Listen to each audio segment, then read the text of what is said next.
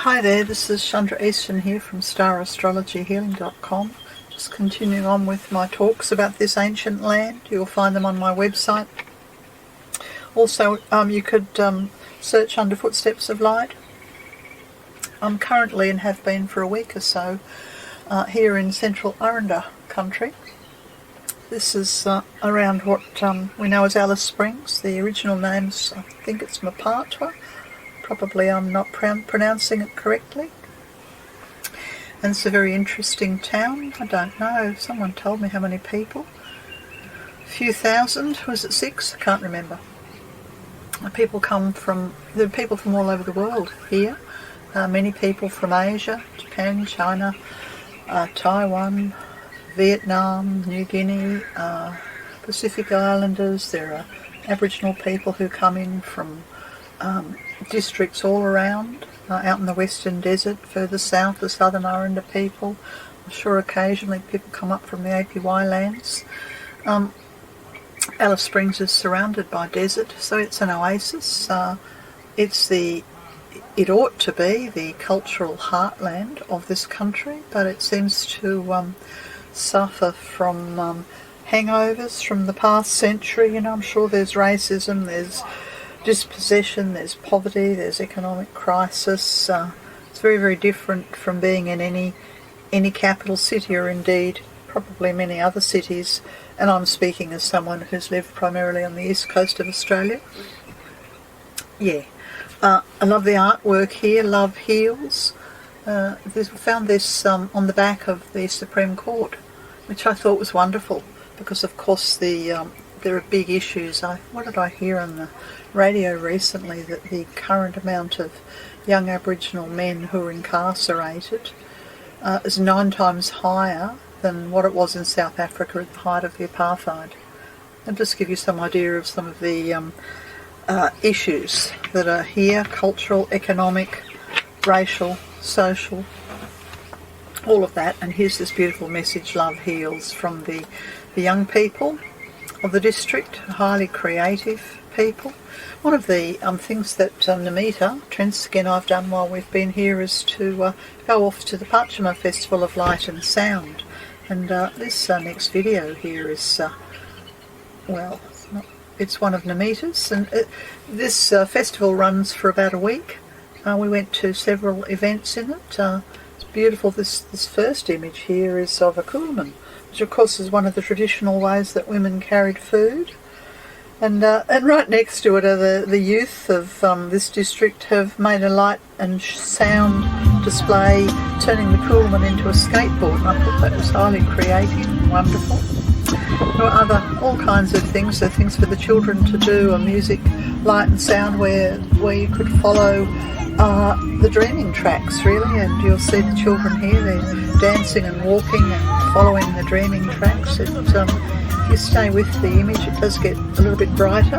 Halfway through, goes through a minute or so, but a beautiful image there of, it's the past really, because the dreaming tracks were the way people survived 60,000 years and counting in this very, very harsh environment. They survive by being extremely observant of the animals, the land, the weather, the sky, the seasons, and they operate within their cultural law. And this was all passed on and carried,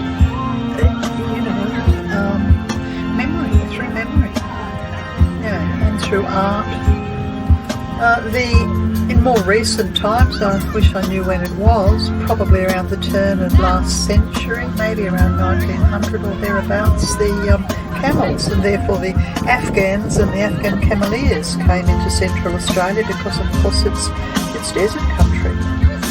And they were being highlighted and remembered at the festival. We listened to, we went along to, there were workshops and talks, we went along to singers and songwriters and storytellers and artists. We unfortunately missed out on, Bruce Pascoe was speaking about land and agriculture, but he was very well attended. That was difficult to get into. Yes, and the backdrop of this festival's the the McDonnell Ranges. And they were lit up in all colours, violets, blues, greens. And there was I don't know, it might have been a light and sound installation. I wish I could remember the name of the band. Young up-and-coming artists, sort of very eclectic music that was sort of very modern and very ancient at the same time. And there was a soundtrack, and we were being taught about the culture and the people and the way of living and respect, really. And whilst this installation, the video part of the installation was going, there was this incredible light going around the mountains and, basically telling the story on the mountains behind us through light and sound. Wonderful, wonderful installation. So many things we've done in the couple of weeks we've been here. One of the highlights for us was we went to the Many Hands Artist Studio, and this is the Namatjira School of Art that has its roots out at Hermannsburg and solely exists because of the dedication and the passing on of the teachings that Albert Namatjira had to family members, and it's carried by his family members today still, and I think it's the oldest established art school in Australia. Yes, and there was a master class by Mervyn Rabuncha and Selma Coulthard, who took us through the basic steps of how to work with pastels to create the layer upon layer upon layer of colour. Because of course you come out here and you open your eyes and you look around, and everywhere you look is a photograph.